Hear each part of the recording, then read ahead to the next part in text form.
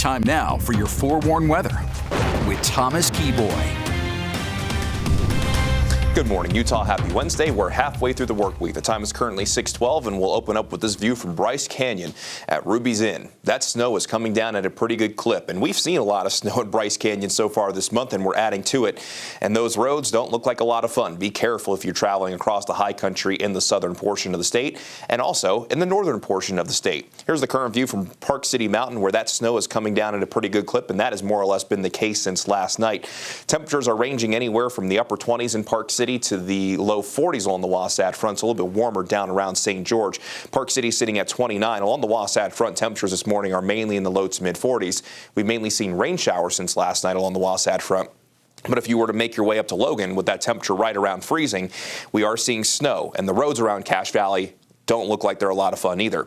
We're beginning to see a little bit more in the way of wet weather spreading across northern Utah, especially from Weber County through Cache County, also seeing snow over towards Bear Lake as well. However, you can see that as you make your way into Cache County, we're seeing mainly snow, while in southeastern Box Elder County, we're seeing mainly rain. The rain showers that we saw in Utah County about an hour ago are now working their way through the Wasatch back, and we're continuing to see snow in the Wasatch Mountains, and that continues for the Wasatch Mountains south of I-80. We also have a line of showers stretching from Uintah County more or less down through Green River. It's just hard for the radar to see over towards Green River given the terrain difficulties.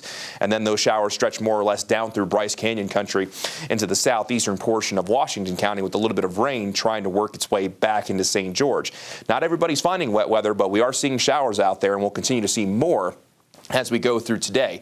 We still have that moisture moving in from the southwest, and this low pressure that you see moving in from the southwest will eventually work its way into our neighborhood today, and that'll help be the catalyst for those showers. We'll be looking at more scattered showers across the state, mainly in the form of valley rain and mountain snow, but with temperatures slightly cooler today compared to yesterday, those snow levels won't be quite as high. So instead of staying above 6,000 feet, the snow levels today will mainly be above 5,000 feet outside of our northernmost valleys, as mentioned.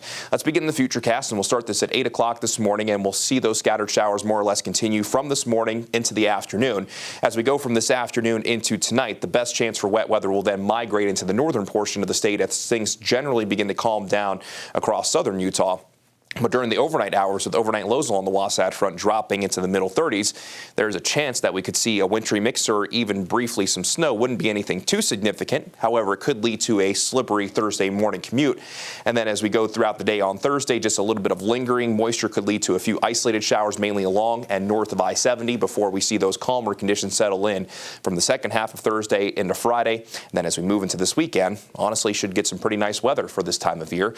But we are expecting more of that valley rain and mountain snow today. Winter weather advisories remain in place basically across the high country in Utah, with most of these advisories and warnings continuing through 10 o'clock from the Wasatch Mountains south of I-80 down through the southern mountains, where we have a winter storm warning.